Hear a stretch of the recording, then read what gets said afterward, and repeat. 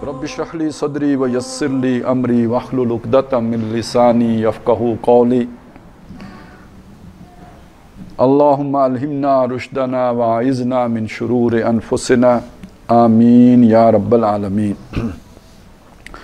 सूरह हदीद की 10 आयतें हमने पढ़ ली थी और जो 2 मुतालबे आए थे, एक अल्लाह पर ईमान लाना दिलो जान से, यकीन वाला ईमान, और दूसरा अल्लाह की राह में जो अल्लाह ताला ने दुनिया की नेमतें, सलाहियतें, तवानाइयाँ, काबिलियतें दी हैं उनको अल्लाह की राह में ख़र्च करना, यहाँ तक कि जान भी अगर लगानी पड़ जाए तो अल्लाह की राह में कुर्बान कर देना।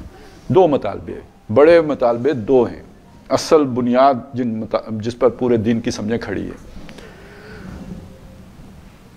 अब ये वाला जो हिस्सा है, इसमें ये पहली आयत तो यूँ समझ लीजिए कि ये जो इन्फाक का एक ख़ास पहलू है उससे बहस कर रही है, लेकिन उससे आगे जो मज़मून शुरू होगा वो उन नताइज से आगाह कर रहा है कि जो ये 2 मुतालबे पूरे करने के नतीजे में ज़ाहिर होने हैं या इन 2 मुतालबों पर पूरा न उतरने के नतीजे में जो नतीजा निकलना है, अगली आयत में वो बयान किया गया है। आज शायद हम उस एक हिस्सा उसका पढ़ सकें, लेकिन यह कि पहले ये जो आयत नंबर 11 है इसको हम पढ़ लेते हैं। फरमाया मंज़ल लज़ी युक़रिज़ुल्लाह क़र्ज़न हसना, कौन है जो अल्लाह को कर्ज़ हसन दे। अब ये जो अंदाज है ना, कौन है, ये अंदाज ये बता रहा है कि ये कोई बहुत फ़ख्र की बात है, ये बहुत कोई रुतबे की बात है, ये कोई बहुत बड़ी परफॉर्मेंस है जिसकी बात हो रही है। क्यों? इसलिए कि किसी को भी कर्ज देना उस पर एहसान करना होता है। आप किसी को कर्ज देते हैं तो उसको उस पर एहसान करते हैं।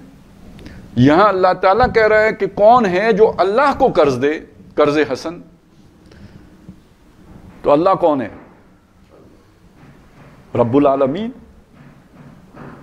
और अब जो इसी सूरह मुबारका के शुरू में जो अल्लाह का जो तारुफ आया है कि जिसकी तस्बीह अर्श कर रही है, जो लहू मुल्कुस समावाति वल अर्द युह्यी व युमीत, जो आसमानों और ज़मीन का बादशाह है, वो जिंदा करता है, वो मारता है। व हुवा अला कुल्लि शैइन कदीर हुवल अव्वल वल आखिर वल ज़ाहिर वल बातिन व हुवा बिकुल्लि शैइन अलीम हुवल लज़ी खलक़स समावाति वल अर्द फी सित्तति अय्यामिन सुम्मा इस्तवा अलल अर्श। वो अल्लाह जो आसमानों और ज़मीन का खालिक है, जो उनका मालिक है, जो उनका बादशाह है, हर शय जिसके कब्जा इक़्तिदार में है, उस अल्लाह को जो कर्ज़े हसन दे, तो है ना बात फ़ख्र की। तो अब ये अंदाज है जो यहाँ पे मंज़ल लज़ी युक़रिज़ुल्लाह क़र्ज़न हसना, कौन है जो अल्लाह को कर्ज़े हसन दे। अब असल में ये अपीलिंग अंदाज है, यानी उभारने के लिए, आमादा करने के लिए, शौक दिलाने के लिए, राग़िब करने के लिए, हौसला अफजाई करने के लिए कि ये जो इन्फाक की अपील आई है ये कोई मामूली अपील नहीं है। ये अपील किसने की है? मेरा ख्याल है थोड़ा सा तकाबुल करना पड़ेगा। असल में ग्राउंड पे आके बात समझाएं तो बहुत आमियाना हो जाती है, ना समझाएं तो समझ में नहीं, सर से गुजर जाती है, लेकिन उतरना, लैंड करना पड़ेगा ज़मीन पर। आप ज़रा आ जाए ना, ये जो सियासी खेल होता है इसमें क्या होता है? सियासतदान पैसा लगाता है, उसका अपना पैसा होता है, पार्टियों का पैसा होता है। किसका पैसा होता है? पार्टियों का पैसा होता है। वो उसके बैनर बनाते हैं, वो उसके जलसे मुनक्किद करते हैं, वो खास पार्टियां होती हैं जिनको आप लॉबियां भी कह सकते हैं। जब ये शख्स किसी मकाम पे पहुंच जाता है, कोई वजीर बन जाता है, अब इसका काम होता है उन पार्टियों को नवाजना, वो जिन्होंने इसको यहां तक पहुंचाया था। नहीं तो ये तो मूंगफली बेचने वाला था, इसने क्या करना था? समझ आइए, ये खेल होता है। यानी पीछे पार्टियां होती हैं, वो एक बंदा अपना आगे कर देते हैं। ये पार्टियां सियासी पार्टियां मराद नहीं है, माली पार्टियां, कंपनियां, ठेकेदार, एक गिरोह पूरा पीछे काम कर रहा होता है। वो किसी को प्रोमोट करके सियासत में आगे लेके जाते हैं। अब जब उसके पास कोई ओहदा आ जाता है तो उसका काम होता है अब इनको अदले का पूरा पूरा बदला देना, क्योंकि फिर आगे इलेक्शन आने। अच्छा, हर सियासतदान हर आदमी के पास आ जाएगा मुझे पैसे दो, اس کے خاص چنیدہ لوگ ہوں گے جن سے وہ لے گا، ایرے گرے کے پاس نہیں جائے گا۔ تو جس کو یہ موقع مل جائے کہ کسی وننگ کینڈیڈیٹ کی خدمت کر سکے یا اس پر پیسے لگا سکے، یہ تو بڑے اعزاز کی بات ہو جائے گی یا نہیں ہو جائے گی؟ اب آپ سوچیں، یعنی کوئی گورنمنٹ کا بڑا عہدیدار، اسے واقعی قرض کی ضرورت پڑ جائے، وہ آپ سے قرض لے، کوئی اے سی صاحب، کوئی ڈی سی صاحب، کوئی سیکرٹری صاحب، کوئی چیف سیکرٹری صاحب، اور دوسری طرف کے نام ہی نہ لیں، ویسے چلیں، آپ ذہن میں رکھ لیں، تو ان میں سے کسی کو قرض کی ضرورت پڑے، یعنی آپ کا اس کے اوپر احسان ہوگا نا، تو یہ تو بڑی اعزاز کی بات ہے، بڑی خاص بات ہے کہ یار فلانا اہم ترین پاورفل بندہ میرا مقروض ہے۔ یہاں یہ بات ہے جو سامنے رکھی گئی ہے کہ ذرا سوچو تو صحیح، یہ جو انفاق کرو گے، یہ جو اپنا آپ لگاؤ گے یا توانائیاں لگاؤ گے، یہ اللہ جو علی کل شیء قدیر ہے، مالک و کل شیء ہے، خالق و کل شیء، وہ یہ کہہ رہا ہے کہ بھائی یہ میں اپنے اوپر اسے قرض سمجھوں گا۔ یہ اسی جگہ پہ نہیں ہے، یہ انداز اور جگہوں پہ بھی اختیار کیا گیا ہے، بہت سی جگہوں پہ یہ اسی طرح بات کی گئی ہے۔ اچھا، اس کو ایک اور انداز میں بھی بیان کیا، مثلاً یہ کہ ان اللہ اشتری من المؤمنین انفسهم واموالهم بان لهم الجنہ، بے شک اللہ تعالیٰ نے ایمان والوں سے ان کی جانیں اور ان کے مال جنت کے بدلے میں خرید لیے۔ اب آپ سوچیں کہ یہ جو بات کہی گئی تو یہ کیوں کہی؟ یہ بھی سمجھانے کے لیے کہی گئی کہ اگر جنت چاہیے تو یہ جان اور مال اللہ کی راہ میں لگانا، یہ قیمت ہے اس کی، یہ پرائس ہے، یہ پے کرنی پڑے گی۔ پھر جان اور مال تمہارے نہیں رہے، یہ جنت کے بدلے میں تم نے اللہ کو بیچے اور اللہ سے تم نے جنت خرید لی۔ یہ سمجھانے کی بات ہو گئی۔ لیکن اب اس کے اندر جو اصل اہم بات ہے وہ کیا؟ یہ جان و مال ہمیں دیے کس نے؟ ہم ان کے مالک ہیں؟ نہیں، یہ تو ہمارے پاس امانت ہیں۔ مالک کون ہے ان کا؟ وہی اللہ۔ اب وہ تو یہ بھی کہہ سکتا ہے یہ میرے نکالو، ہم چوں نہیں کر سکتے۔ بھائی میرے پاس کسی کی امانت ہو اور وہ آ کے کہے کہ یہ جو امانت میری تمہارے پاس ہے یہ میرے واپس حوالے کرو، تو میں باؤنڈ ہوں یا نہیں کہ میں اس کو دوں؟ لیکن جس کی امانت میرے پاس ہے وہ آ کے مجھ سے یوں مانگتا ہے کہ آپ مجھے قرض حسن دے دیں، تو میرا اعزاز کر رہا ہے یا نہیں کر رہا، میری عزت بڑھا رہا ہے یا نہیں بڑھا؟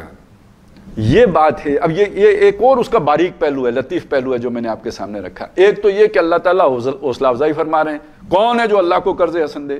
دوسرا یہ کہ اللہ تعالیٰ اپنی دی ہوئی شے واپس مانگ رہے ہیں، لیکن اس طرح نہیں مانگ رہے کہ وہ جبر کر رہے ہوں، اس طرح نہیں مانگ رہے کہ نکالو میرا، کہہ رہے ہیں کہ یہ تو تم بڑے اعزاز کی بات ہوگی، گویا میں اسے یہ سمجھوں گا کہ میرا نہیں ہے، تمہارا ہی ہے، میں اسے اپنے اوپر بطور قرض لوں گا۔ اس طرح یہ، یعنی اس ایک جملہ تو چھوٹا سا ہے، آپ اس کی باریکیوں پہ کا تو ذرا اندازہ لگائیں۔ من ذا الذی یقرض اللہ قرضا حسنا، کون ہے جو اللہ کو قرض حسن دے؟ اب یہ ہے وہ شفقت، یہ ہے وہ پیار، یہ ہے وہ اللہ تعالیٰ کی غفوری رحیمی، یہ ہے ودودیت، یہ ہے محبت جس کا اظہار ہوتا ہے۔ نہیں تو اگر آپ سوچیں نا، کوئی تلخ بندہ ہو، کوئی بہت ہی جسے اصول پرست قسم کے جیسے لوگ ہوتے ہیں، خشک مزاج کے، وہ کہے بھئی یہ میری چیزیں نکالو، چلو ختم، چھٹی، نہیں، اس طرح نہیں، ایک بڑے پیارے انداز میں، بہت ہی دل نشیں پیرائے میں ایک بات سامنے رکھی کہ یہ اللہ اپنے اوپر اسے قرض کے طور پہ لے گا۔ اچھا، ایک ہوتا ہے قرض، ایک ہوتا ہے قرض حسن۔ یہ اب اللہ سے ہٹ کے یہاں حسن کسی اور معنی میں ہے، یعنی یہ سب سے بہترین قرض تو وہی ہے جو اللہ کو دیا جائے۔ ہم ایک دوسرے کو بھی قرض دیتے ہیں، لیکن سب سے اعلیٰ قرض کون سا ہوگا؟ جو اللہ کو دیا۔ یہاں حسن کو اس معنی میں لیں، لیکن عام جو ہمارے بول چال میں قرض حسن کا معنی آتا ہے وہ کیا ہوتا ہے کہ ایک ہوتا ہے میعادی قرض، کسی کو کوئی ضرورت تھی، اس ضرورت کے لیے وہ کسی کے پاس آیا اور ان کے ساتھ بات طے ہو گئی کہ جی 6 مہینے کے لیے مجھے اتنے پیسے دے دیں، اس نے یہ 6 مہینے کے لیے اسے پیسے دے دیے۔ یہ قرض ہے، اچھی چیز ہے، یعنی یہ بھی نیکی ہے، اس کا بھی بڑا اجر و ثواب ہے، اس کے احکام بھی علیحدہ ہیں کہ یہ لکھا کرو۔ یہ جو اس طرح میعادی الی اجل مسمى، جب کوئی قرض کسی خاص مدت تک کے لیے ہو، فَلْيَكْتُبْ بَيْنَكُمْ كَاتِبٌ بِالْعَدْلِ، تو اسے تمہارے درمیان ایک لکھنے والا پورے انصاف کے ساتھ لکھے۔ یہ اس کی تحریر ہونا لازمی ہے، اس کے اوپر 2 گواہ ہونے لازمی ہیں جب ایک میعادی قرض کا معاملہ ہو۔ اس کے مقابلے میں قرض حسن کی ایک ٹرم استعمال ہوتی ہے، جس کا مطلب یہ ہے ایک آدمی آ کے کہتا ہے کہ میں ضرورت مند ہوں، آپ اسے کہتے ہیں کہ یہ لو بھائی، یہ پکڑو، اپنی ضرورت پوری کرو، جب ہوں تو دے دینا۔ اور نہیں ہوں گے میں تم سے مطالبہ نہیں کروں گا. یہ اب تمہاری ثواب دید ہے کہ تم مجھے کب واپس کرتے ہو, میں تمہارا پیچھا نہیں کروں. یہ قرض حسن ہے. اچھا اسی کو آپ نے کہا کہ یہ میں نے آپ کو دیے واپس نہیں کرنے ہیں آپ نے, یہ صدقہ ہے. اچھا یہیں پہ رکیے, یہ آپ نے دیے اور آپ نے کہا یہ لے جاؤ اپنی ضرورت پوری کرو, یہ 10,000 روپیہ ہیں واپس مجھے 12,000 روپیہ دینا ہے, یہ سود ہے. گراؤنڈ ایک ہی ہے. ایک ضرورت مند آیا, اس ضرورت مند نے آ کے اپنی ضرورت آپ کے سامنے رکھی, آپ نے اگر میعادی معاہدہ کر کے اس کو دے دیے, یہ ہیں قرض. آپ نے اسے اگر دے دیا کہ یہ جب سہولت ہوئی مجھے واپس کر دینا, یہ ہے قرض حسن. آپ نے اسے دے دیا کہ اب لے جاؤ میں کچھ بھی واپس نہیں لوں گا, یہ ہے صدقہ. اور اگر آپ نے اسے دے کے کہا کہ میں اس پر اضافی بھی لوں گا, نفع بھی لوں گا, تو یہ ہے سود. گراؤنڈ ایک ہی ہے. یہ آپ کا رجحان ہے یا آپ کی نیت ہے یا آپ کا ارادہ ہے جو اسے یہ قرض سے قرض حسن یا صدقہ یا سود بنا دیتے ہیں. تو یہاں قرض حسن اس معنی میں نہیں ہے, ظاہر ہے یعنی یہاں اصل میں یہ معنی ہے کہ ایک دوسرے کے ساتھ جو لین دین کرتے ہیں اس سے بہت اعلیٰ لین دین ہے. یہ اللہ کے ساتھ جو ہے نا یہ معاملہ جو ہے. اب اگلا حصہ یہ ہے, فرمایا فَيُضَاعِفَهُ لَهُ, تو وہ اللہ تعالیٰ اس کے اس قرض کو اس کے لیے دگنا کر دے. وَلَهُ أَجْرٌ کریم, اور اس کے لیے بڑا کریم, کریم اکرم عزت والا, بہت ہی عزت والا, والا, آبرو مندانہ, بڑا اعزاز والا اجر ہے اس کے لیے. وہ تو وہاں جا کے پتہ چلے گا وہ کیا اجر ہے. فَلَا تَعْلَمُ نَفْسٌ مَا أُخْفِيَ لَهُم مِّن قُرَّةِ أَعْيُن, کوئی نفس نہیں جانتا کہ جو اس کی آنکھوں کی ٹھنڈک کا سامان وہاں چھپا کے رکھا گیا ہے, مخفی کر کے رکھا گیا ہے. یہاں کسی بندے کو اس کا احساس ہی نہیں. وہ اجر کریم کیا ہے اس کا آج کوئی تصور نہیں کر سکتا. اب اس میں یہ جو فَيُضَاعِفُهُ لَهُ آیا ہے, یعنی وہ اللہ دگنا کرتا رہتا ہے, اللہ اسے دگنا کرے گا. اب یہ دیکھیں میں وہ نکل گیا ذہن میں, پیچھے تھا دگنا کرتا رہتا ہے, تو وہ کیوں میرے ذہن میں تھا اس کی وجہ سمجھ. یہاں تو اس کا میں نے ترجمہ یہ نہیں کیا, ترجمہ میں نے یہ کیا تھا وہ دگنا کر دیتا ہے, چونکہ یہ ترجمہ بھی ہو سکتا ہے وہ بھی ہو سکتا ہے جو میں نے کیا. وہ کیوں, اس کی گنجائش کی طرف سے نکالی میں نے, اس لیے کہ بعض جگہوں پہ 700 گنا کرنے کی بات بھی آئی ہے. سورہ بقرہ میں 700 گنا کرنے کا ہے. الذین ينفقون فی سبیل اللہ مثلہ کمثل نہیں فی سبیل اللہ کمثل حبۃ انبتت 7 سنابل, مثال ایک دانے کی جو آپ نے بویا, اس دانے سے نکلی 7 بالیاں. فی کل سنبلۃ مئۃ کیا ہے حبہ, اس میں ہر بالی میں 100 دانہ ہیں. تو اس ایک دانے سے کتنے دانے بن گئے, 700 دانے بن گئے. تو اللہ تعالیٰ اسے 700 گنا کر دے گا, یعنی وہ وہاں پہ ثابت ہے. اب یہاں پہ چونکہ دگنے کی بات ہے تو اس کے ساتھ جوڑ کر اگر آپ ترجمہ کریں گے تو پھر یوں کچھ اس کے قریب چلا جائے گا کہ دگنا کرتا رہے گا.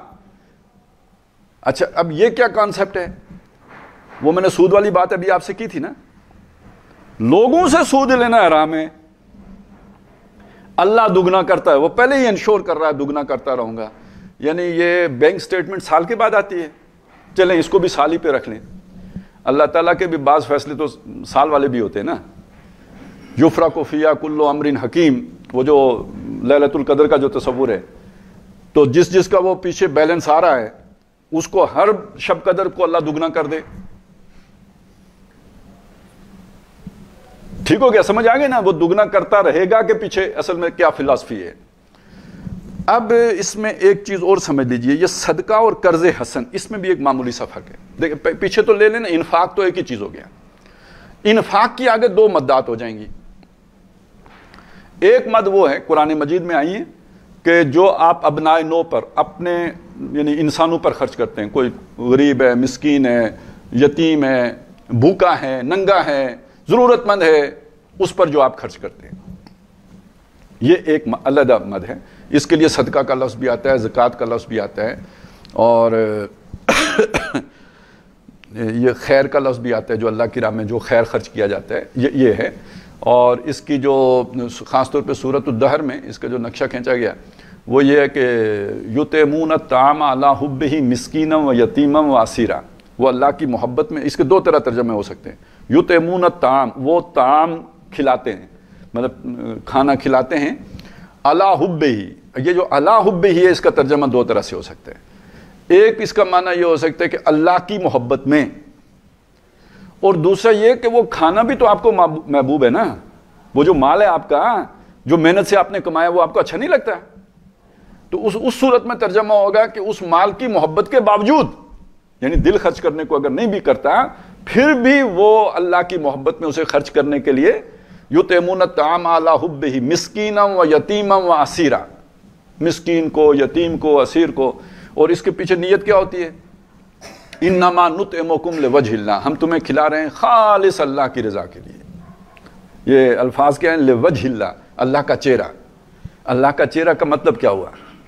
یعنی اللہ مجھے خوش جو ہے نا وہ مجھ سے ہو جائے، یعنی اس کا چہرہ میری طرف متوجہ ہو جائے، وہ مجھ سے منہ پھیر نہ لے بلکہ اپنا منہ میری طرف کر لے. لوجہ اللہ، اللہ کے لیے، اللہ کے چہرے کے لیے، یعنی اللہ کی خوشنودی کے لیے، اللہ کی رضا جوئی کے لیے.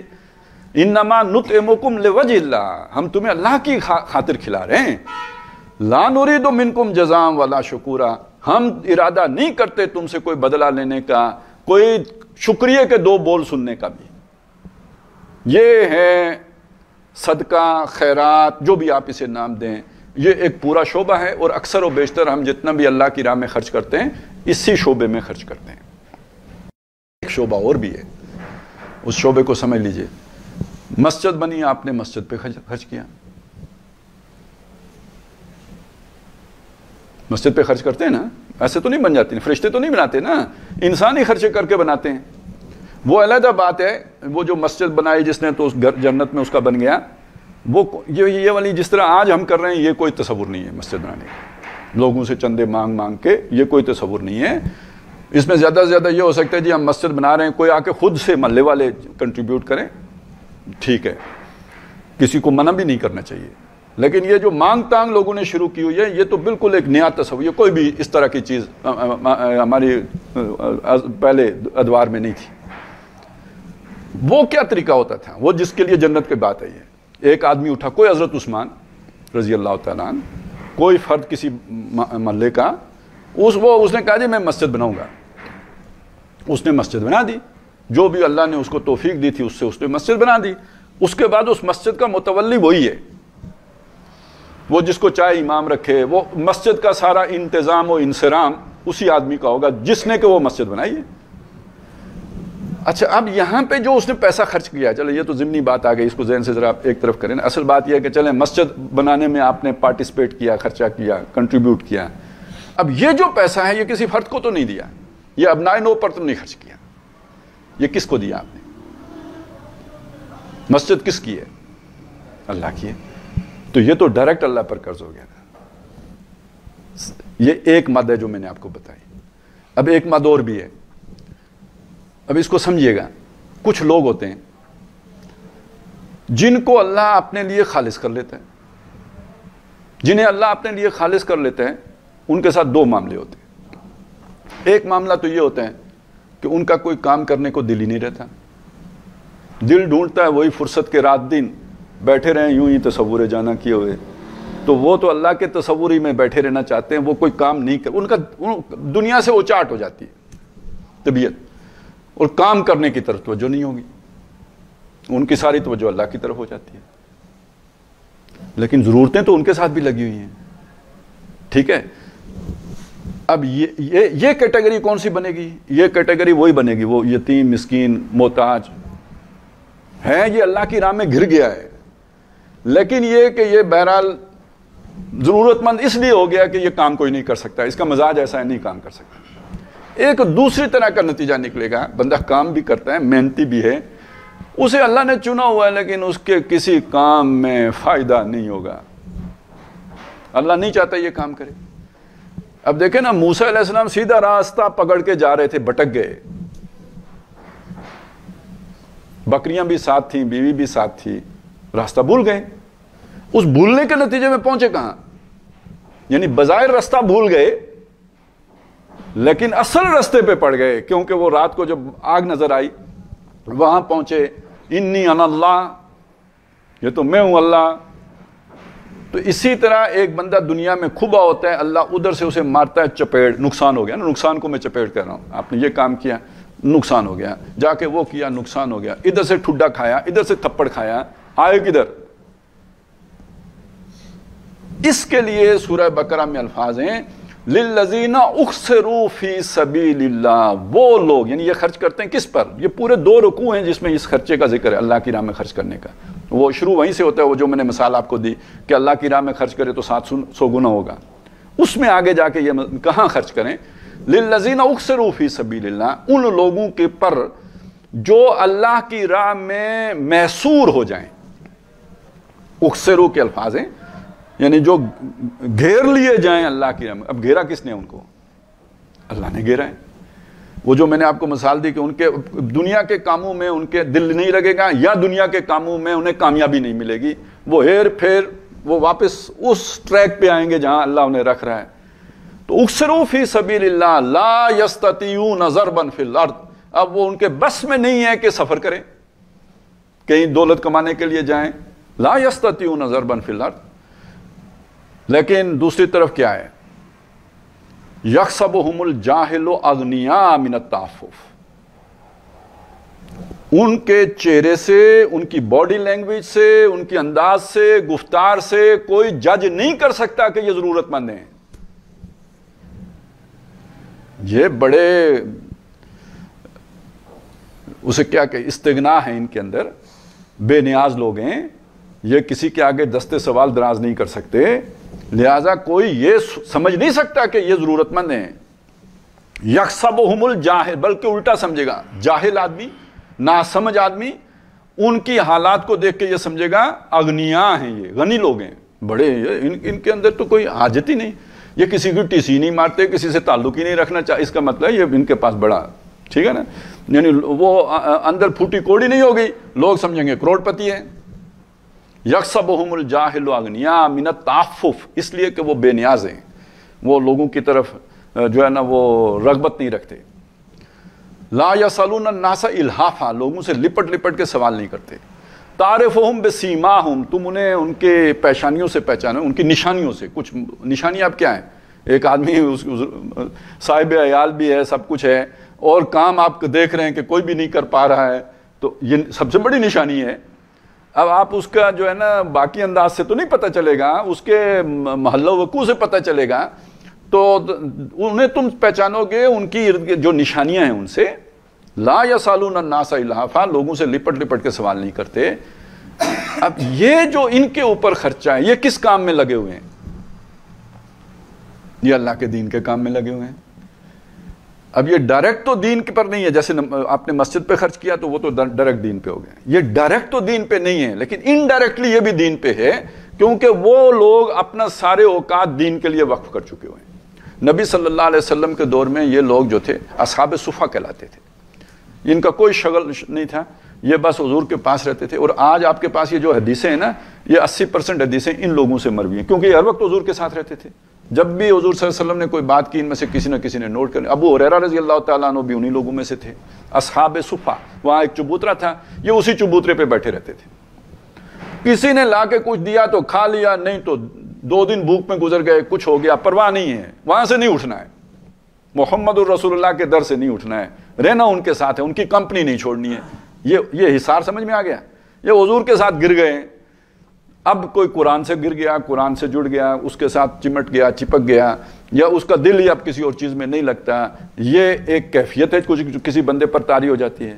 یہ گویا چنیدہ بندہ ہو گیا، اسے خود پتہ ہو یا نہ پتہ ہو، اللہ نے اس کا دل اپنے کتاب کی طرف موڑ دیا ہے۔ ہم نے پچھلی دفعہ شاید وہ آیت سنائی تھی سورہ انعام کی، فَمَن يُرِدِ اللَّهُ أَن يَهْدِيَهُ، جس کے بارے میں اللہ ارادہ کرے کہ اس کو سیدھی راہ پہ چلانا ہے، يَشْرَحْ صَدْرَهُ لِلْإِسْلَامِ، اس کے سینے کو اسلام کے لیے کھول دیتا ہے۔ اب وہ اسے کشادہ راستہ معلوم ہوتا ہے، وہ خوشی خوشی اس پر چل پڑتا ہے۔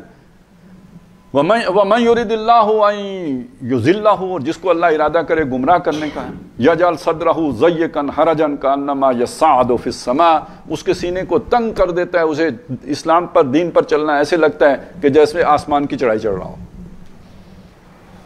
ادھر اس کا دل، چڑھائی چڑھنا آسان کام تو نہیں، تو گویا اسلام کی طرف آنا اسے بہت بھاری، گراں، مشکل لگے گا۔ اب ایک آدمی کا سینہ اللہ نے اسلام کے لیے اگر کھول دیا ہے تو اب اسے ٹھیک ہے، لوگوں کی نظر میں بڑا مشکل کام کر رہے ہیں، اس کا سینہ کھلا ہوا ہے اس کام کے لیے، اسے وہ مشکل نہیں لگے گا۔ بے خطر کود پڑا آتش نمرود میں عشق، عقل ہے میوے تماشائے لب بام ابھی، اس کے لیے وہ ساری چیز آسان ہو جائے گی۔ اچھا، ابھی بات ختم نہیں ہوئی، قرض حسن والی بات ختم نہیں ہوئی، یہ تو افراد تک تھی۔ اب آگے چلیے، آگے اگر آپ دیکھیں تو نبی صلی اللہ علیہ وسلم کی سیرت سے اگر آپ دیکھیں گے تو ایک جد و جہد آپ کو نظر آئے گی کہ یہ باطل ختم ہو جائے، مٹ جائے، یہ جو کفر ہیں یہ ختم ہو جائے، اور اس کی جگہ اللہ کے دین کا بول بالا ہو جائے۔ لِتَكُونَ كَلِمَةُ اللَّهِ هِيَ الْعُلْيَا، تاکہ اللہ کا کلمہ سب سے اوپر ہو جائے۔ لِيُظْهِرَهُ عَلَى الدِّينِ كُلِّهِ، تاکہ وہ اللہ کے رسول صلی اللہ علیہ وسلم اس دین حق کو تمام نظام زندگی کے اوپر غالب کر دیں۔ قاتلوہم حتی لا تکون فتنۃ ویکون الدین کلہ للہ، لڑائی جاری رکھو ان کے ساتھ یہاں تک کہ ان کا یہ فتنہ یعنی کفر و فسق و فجور یہ ختم نہ ہو جائے اور دین سارے کا سارا اللہ کا نہ ہو جائے۔ اب یہ والی جو ایکٹیویٹی ہے اس کے اندر تو مال پانی کی طرح بہانا پڑتا ہے، کیونکہ اس میں اب تبلیغ دین بھی آئے گی، اس کے اندر اب آپ نے اگر وہ جنگ کرنی ہے تو ظاہر ہے اسلحہ بھی خریدنا ہے، اچھا ایک لشکر اگر چلے گا تو اس کے ساتھ اس کے کھانے پینے کا سارا سامان بھی تو ہوگا نا، وہ تو مال کے خرچے کے بغیر ہو نہیں سکتا۔ وہ جو میں نے پچھلی دفعہ سمجھایا تھا کہ جان دینے کی باری بعد میں آتی ہے، مال لگانے کی باری پہلے آتی ہے۔ مال لگائی کہ وہ پلیٹ فارم بنتا ہے کہ جس پر کھڑے ہو کے آپ پھر جان دیتے ہیں۔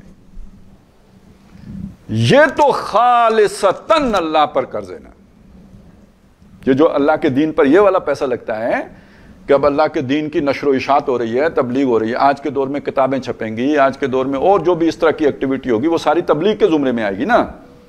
اس سے اگلی بات یہ ہے کہ کل جو ہے وہ کوئی سواری کا بندوبست کرنا ہے کچھ ایسے لوگوں کا جو خود سے نہیں جا سکتے، وہی جو اخسروا فی سبیل اللہ ہو گئے، اب ان کو بھی کہیں لے کے جانا ہے کسی مارکے پہ تو اس کے لیے سواری کا بندوبست کرنا ہوگا، ان کے کھانے پینے کا بندوبست کرنا ہوگا، پھر جنگی تیاریاں ہیں ساری، تو یہ سارے چیزیں جو ہے نا وہ خرچہ ڈیمانڈ کرتی ہیں۔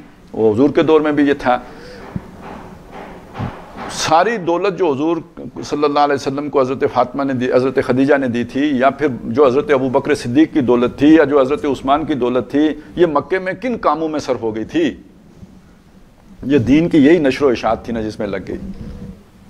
شاید حضرت ابو بکر صدیق رضی اللہ تعالیٰ عنہ جب مسلمان ہوئے تو ان کا جو سرمایہ تھا 60,000 اشرفیاں تھا۔ اب مجھے نہیں پتا اشرفی کتنے تولے کی ہوتی ہے یا کیا ہوتا ہے، مجھے اس کا اندازہ نہیں، لیکن آپ ذرا سوچیں کہ وہ 1 تولے کی بھی ہو تو 60,000 تولہ بن جائے گا نا، کیا مطلب سرمایہ کیا تھا۔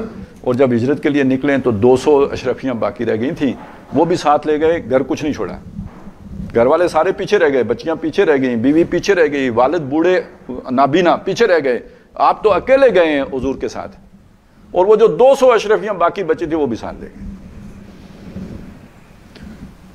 تو اب یہ جو سارا خرچہ یہ کس پہ ہے؟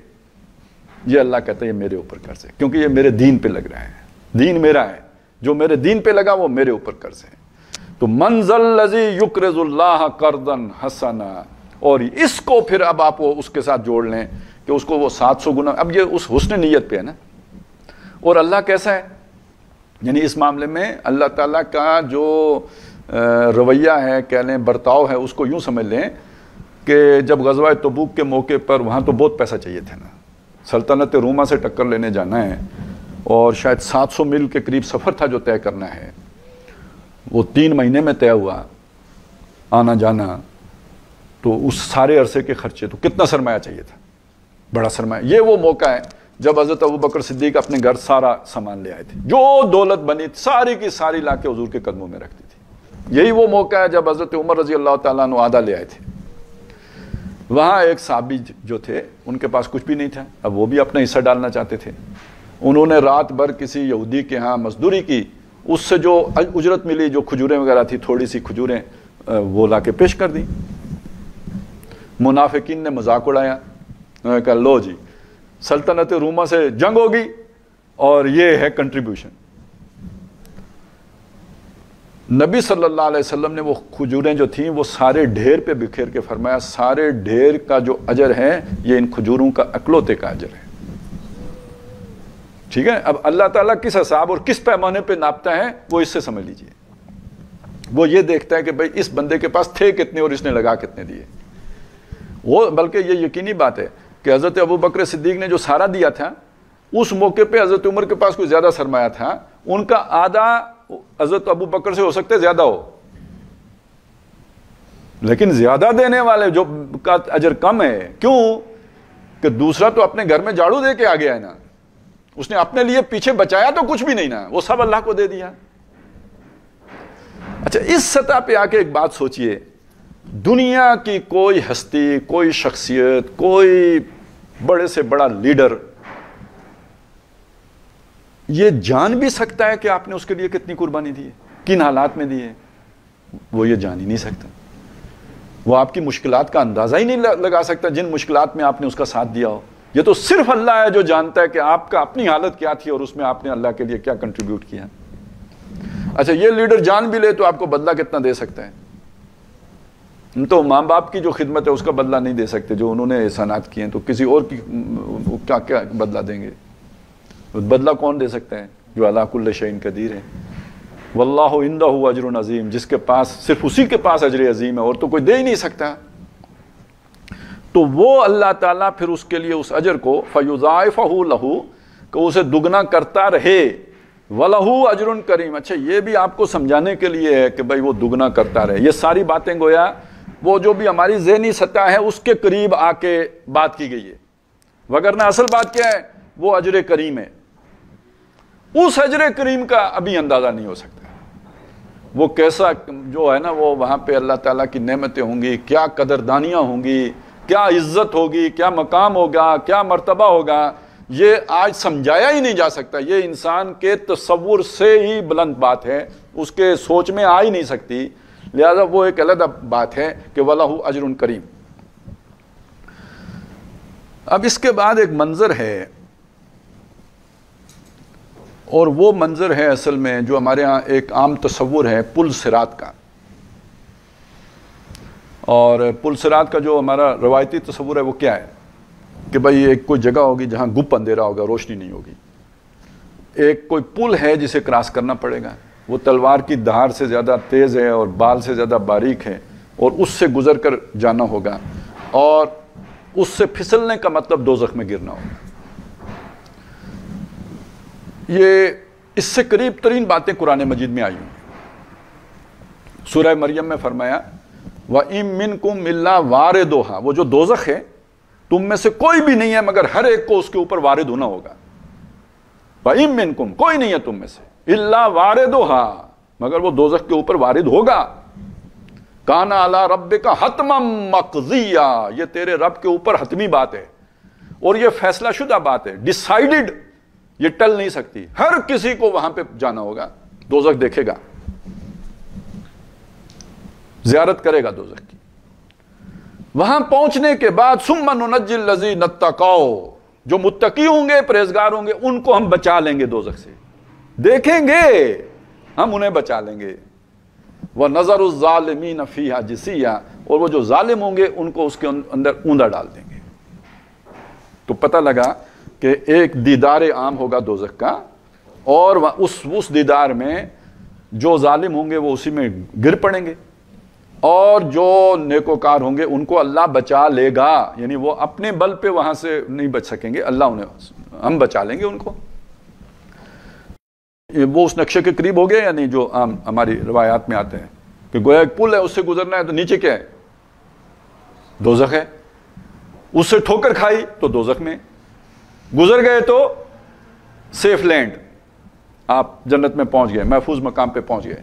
ادخلوها بسلام آمنین، اب یہ سلامتی کے ساتھ اور امن اور چین کے ساتھ یہاں داخل ہو جاؤ.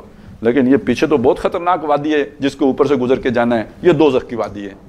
تو ایک نقشہ تو وہاں پہ بھی آ گیا، وَإِن مِّنكُمْ إِلَّا وَارِدُهَا كَانَ عَلَىٰ رَبِّكَ حَتْمًا مَّقْضِيًّا۔ دوسرا نقشہ یہ ہے جو یہاں پہ پیش ہوا ہے، فرمایا یوم تری المؤمنین والمؤمنات یسعی نورہم، جس دن تم دیکھو گے ایمان والے مردوں کو اور ایمان والی عورتوں کو، برابر رکھا ہے یہاں پہ مرد اور عورت، وہ جو ایمان والے ہیں۔ دیکھیے مطالبے پیچھے کیا تھے؟ دو، یاد ہیں؟ ایمان اور انفاق۔ فرمایا کہ تم دیکھو گے ایمان والے مردوں اور ایمان والی عورتوں کو یسعی نورہم، ان کا جو نور ہے وہ دوڑ رہا ہوگا۔ یہ صحیح کل جو لفظ ہے نا، آج میں بھی صحیح کرتے ہیں، اور جمعے والے کام میں بھی آیا نا، اذا نودی للصلاۃ من یوم الجمعۃ فاسعوا، صحیح کرو، یعنی کوشش کر کے جلدی سے آؤ۔ تو یہاں پہ بھی وہی لفظ ہے، یہاں روشنی، اب دیکھیے روشنی چلتی ہے نا، آج ہمیں معلوم ہے روشنی کی سپیڈ ہے، تو وہ روشنی چل رہی ہوگی، نورہم، ان کی روشنی، بین ایدیہم، ان کے ہاتھوں کے سامنے سے بھی، یعنی اب اس کا مطلب یہ ہے کہ سینے سے، یہ ہاتھ ہے نا تو ان کے درمیان سے، یعنی ان کے سینے سے نکل رہی ہوگی، بین ایدیہم بے ایمانہم و بے ایمانہم، اور ان کے دانی طرف سے، یمین کہتے ہیں دائیں کو، ایمان ان کا جو دانی سائیڈ ہے اس سے بھی وہ روشنی چل رہی ہوگی۔ یعنی جیسے گاڑی کی ہیڈ لائٹس ہوتی ہیں، دو ہوتی ہیں، آنکھیں دو ہیں، وہاں روشنیاں بھی، یہ والی آنکھیں نہیں کام کریں گی، اندھیرا ہے، نئی آنکھیں ملیں گی، وہ آنکھیں کو ایک نکلے گی سینے سے اور دوسرے نکلے گی دائیں طرف سے، ان آنکھوں میں وہ روشنی ہوگی کہ جو وہاں پہ آپ کو نظر آئے گا۔ اب دیکھیے یہ ہم اس وقت ایک دوسرے کو دیکھ رہے ہیں، تو اس دیکھنے کے لیے دو روشنیاں چاہیے، ایک روشنی سے نہیں دیکھا جا سکتا، میری آنکھوں میں بینائی چاہیے، اور باہر خارج میں بھی کوئی بلب چاہیے یا سورج چاہیے یا کوئی کینڈل لائٹ چاہیے، کچھ ہوگا باہر جس کی روشنی ہوگی تو میری آنکھیں دیکھیں گی، اگر اندھیرا ہوگا تو میری آنکھیں نہیں دیکھ سکیں گی، اور باہر اگر روشنی ہو بھی، میری آنکھوں میں روشنی نہ ہو تو بھی نظر نہیں آئے گا۔ وہاں پہ اب سمجھ لیجئے کہ باہر تو ہے گپ اندھیرا، لیکن وہ جیسے آج کل نائٹ ویژن گاگلز ہیں نا، اب وہ اندھیرے میں دیکھنے والی دو آنکھیں مل جائیں گی، لیکن ان کے جو جگہ ہوگی وہ یہ سر نہیں ہوگا بلکہ سینہ اور دائیں طرف ہوگی، یہاں سے وہ روشنی نکلے گی۔ اب اس روشنی کے بارے میں نبی صلی اللہ علیہ وسلم نے یہ بتایا کہ ہر ایک آدمی کی برابر نہیں ہوگی، کسی کی کم ہوگی، کسی کی زیادہ ہوگی، تو جیسے 6x6 بھی ہوتی ہے، کم بھی ہوتی ہے، پھر اینک لگانی پڑتی ہے، تو جو حضور نے فرمایا ایسا بھی ہوگا کہ ایک آدمی کی روشنی بس اتنی ہوگی کہ وہ اپنے پاؤں میں دیکھ سکے گا، اس سے آگے نہیں نظر آئے گا اس کو، اور کسی کی اتنی بھی ہوگی کہ وہ صنعا تک دیکھ لے گا، یہ یمن کا شہر تھا، یعنی مدینے سے وہ صنعا تک دیکھ سکے گا، اتنی روشنی، یعنی سارا اس کے سامنے جو ہے نا وہ یہاں ہو جائے گا۔ اب یہ کیا چیز ہوئی؟ اس پہ جو بھی مفسرین نے نقطہ اٹھایا ہے وہ کیا ہے کہ اصل میں وہ جو پیچھے دو مطالبے آئے نا، جنہوں نے وہ مطالبے پورے کیے، گویا ان کی وہ بیٹری چارج ہو رہی ہوگی، ایمان سے سینے والی روشنی مراد ہے، اور یہ جو دائیں طرف والی روشنی ہے وہ نیک اعمال ہیں، نیک اعمال کو آپ وہ دائیں طرف شمار کریں تو گویا جو بھی آپ نے نیکی کا کام کیا، اللہ کی راہ میں انفاق کیا، خرچ کیا، تو وہ سارا سٹور جو ہے نا دائیں طرف ہوتا رہا، اس میں نور تھا، وہ نور آپ کا چارج ہوتا رہا ہوتا رہا ہوتا رہا ہوتا رہا، آج آپ جب اس اندھیرے میں آ کے کھڑے ہوئے، وہ لائٹ آج ریفلیکٹ کر رہی ہے، وہ لائٹ آج ظاہر ہو گئی ہے، وہ آپ کے آگے آگے چل رہی ہے، تو یہ وہ روشنی تھی جو آپ کے پاس آ گئی، ان اعمال کی روشنی جو آپ نے دنیا میں سر انجام دیے ہیں، جن میں سے ایک ایمان ہے اور دوسرے نیک اعمال، سارے جتنے بھی ہیں وہ ان کے اندر گویا ایک نیکی میں بھی روشنی ہے، وہ روشنی آج ہمیں نظر آئے یا نہ نظر آئے، لیکن وہ روشنی جو ہے موجود ہے اور وہ ظاہر ہوگی جا کے وہاں پہ۔ تو اس دن تم دیکھو گے ایمان والے مردوں کو اور ایمان والی عورتوں کو کہ ان کی روشنی ان کے آگے اور ان کے دائیں طرف چل رہی ہوگی۔ بشراکم الیوم، آج تمہیں خوشخبریاں ہیں، جنات، ان باغات کی، تجری من تحت الانہار، کہ جن کے درمیان ندیاں رواں ہیں۔ اب وہ عام طور پہ تحت کا لفظ آتا ہے تو تحت میں ہم پھر وہ ترجمہ یہی کرتے ہیں نا نیچے، تو وہ پھر آج کل کے بچوں کو سمجھ نہیں آتی کہ بھئی وہ نیچے کا کیا مطلب ہے، تو اصل میں پانی نشیب میں بہتا ہے، وادی ہے، جو گھر بنے ہوں گے، جو بھی کوئی کھیت ہیں، کچھ بھی ہے، کوئی سبزہ ہے، تو وہ ذرا تھوڑا سا بلندی پہ ہوتا ہے اور پانی ذرا تھوڑا نشیب میں بہ رہا ہوتا ہے۔ تو یہ مطلب ہے اس کا. یہ مطلب نہیں ہے کہ وہ اوپر والی منزل پہ بندے ہوں گے اور نیچے والی منزل سے پانی رواں دواں ہوگا. نیچے کا مطلب یہ نہیں ہے, بالکل تحت نیچے نہیں, بلکہ یہ کہ وہ نشیب میں. اسی لیے اس کا ایک بہتر ترجمہ یوں ہو, یا اس کی ترجمانی یوں ہو سکتی ہے, ترجمہ تو وہی ہوگا نیچے والا کیونکہ تحت کا لفظ ہے. ترجمانی یوں ہو سکتی ہے کہ ان کے درمیان ندیاں چلتی ہوں گی, جیسے بڑی بڑی وادیوں کے درمیان آپ دیکھتے ہیں کہ کوئی نہ کوئی وہ نالا ہوتا ہے, ندی ہوتی ہے, کچھ ہوتا ہے, تو وہ ندیاں رواں ہوں گی, نہریں ہوں گی.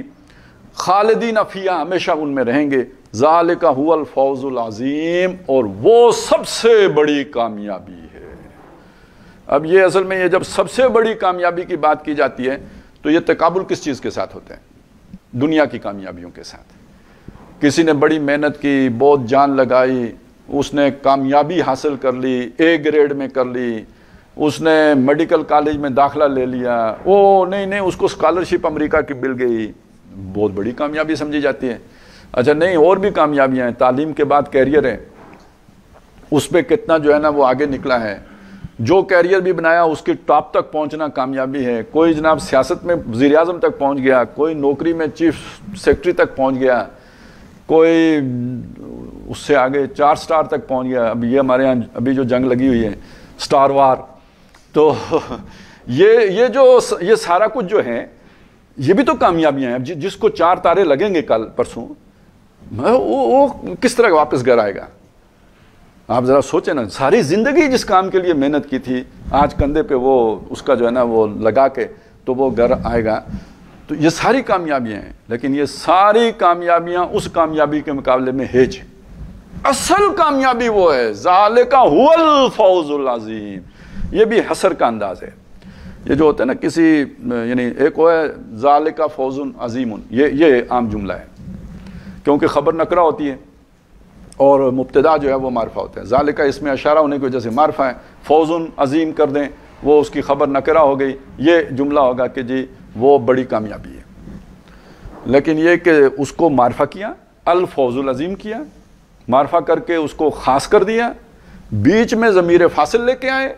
اب اس میں ترجمے کو آپ, یعنی یہ عربی کا ایک انداز ہے, اس کو ہم ترجمہ پھر کیا کریں؟ یہ ہماری اپنی زبان میں تو اس کے لیے کوئی اس طرح کی ایکسپریشن ہے نہیں, تو ہم پھر یہی کر لیتے ہیں کہ جی یہی. اب یہ حسر پیدا کر دیا نا کہ یعنی اصل کامیابی یہی ہے. اس کو دوسری طرح یوں سمجھ لیں کہ اس کے مقابلے میں اور کوئی اور کامیابی ہے ہی نہیں. کامیابی یہاں محسور ہو گئی ہے, کامیابی یہاں پائی جاتی ہے. جو یہ جو تصور دیا, کامیابی ہے ہی یہی, اور کوئی کامیابی ہے ہی نہیں. ذالک هو الفوز العظیم. اب اس کے بعد آگے ذکر کافروں کا نہیں ہے, یہ ہم انشاءاللہ اگلی نشست میں پڑھیں گے, لیکن یہ بات میں آپ کو آج بتا دیتا ہوں, آگے ذکر کافروں کا نہیں ہے. یہ پورے جو واقعات کا سلسلہ ہے نا, آخرت کے واقعات کا, اس میں دیکھیں مختلف مراحل ہیں. آپ نے سنا ہوگا ایک یہ پل صراط والا معاملہ ہے, ایک آپ نے سنا ہے کہ جی وہ حساب کتاب ہوگا, ترازو لگے گی, حساب کتاب, وہ ایک علیحدہ معاملہ ہے.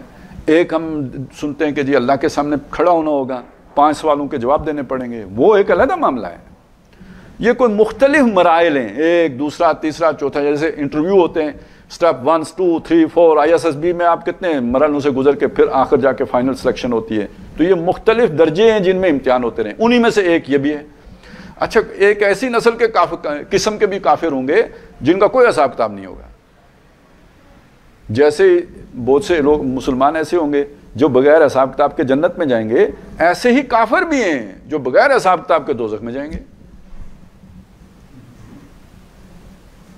سورہ کاف کے آخر میں فَلَا نُقِيمُ لَهُمْ يَوْمَ الْقِيَامَةِ وَزْنًا, ان کے لیے قیامت کے دن کوئی ترازو نصب نہیں کی جائے گی بغیر حساب کتاب کے دوزخ میں. ٹھیک ہے, تو یہاں کافروں کا ذکر نہیں ہے.